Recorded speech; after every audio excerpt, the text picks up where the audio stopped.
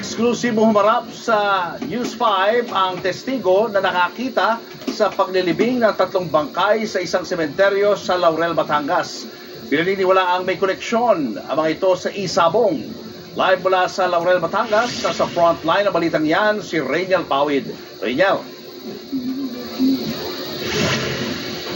Julius, nakausap nga natin yung tendero ng kandila dito sa Laurel Public Cemetery na siya rin nakakita doon nga sa paglilibing ng 3 bangkay na ipinahukay naman ng Department of Justice. Sabi niya ay magkakahiwalay na buwan noong 2021 ipinalibing yung mga ito. Yun din yung mga panahon kung kailan nagsimula nang nawala yung higit 30 mga sabongero.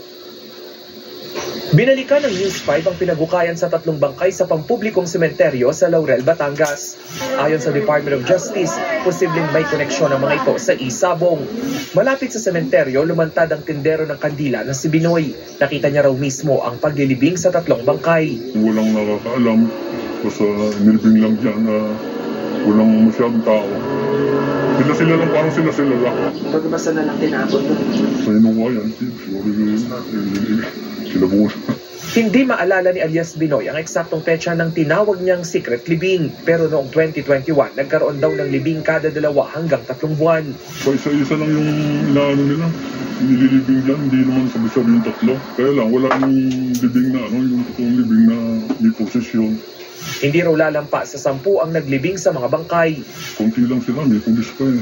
Wala nang nag-claim, wala nang nagtatanong. Wala, basta tahimik. Nahanap din namin ang may-ari ng punerarya na nag-ayos sa mga bangkay, pero tumanggi na siyang humarap sa kamera. Ginawa lang daw nila ang nararapat at inilibing ang mga bangkay kahit walang pagkakakilanlan. Naunang sinabi ng DOJ na 3 ang naiulat na nawawala sa Lipa City noong 2020 at isa sa kanila ay babae at isa sa mga nahukay na bangkay nitong Miyerkules, posibleng babae raw. Sinabi na rin daw ni Julie Dondon Patidongan o alias Totoy na may dinukot silang babae sa Lipa noong 2020. Kanina nakausap ulit ni DOJ Secretary Boying Remulla si Patidongan. Pinag-usapan nila ang ilang paglilinaw at update sa kaso ng mga nawawalang sabongero. Mahalaga yan kasi syempre yung demeanor ng witness dapat talaga kabisado namin. And so far so good. Very reliable siya. Ayon kay Remulla, mahigit 30 ang iniimbestigahan kaugnay ng pagkawala ng mga sabongero. Tuloy-tuloy rin daw ang pagkuha ng DNA sample sa kaanak ng mga nawawalang sabongero.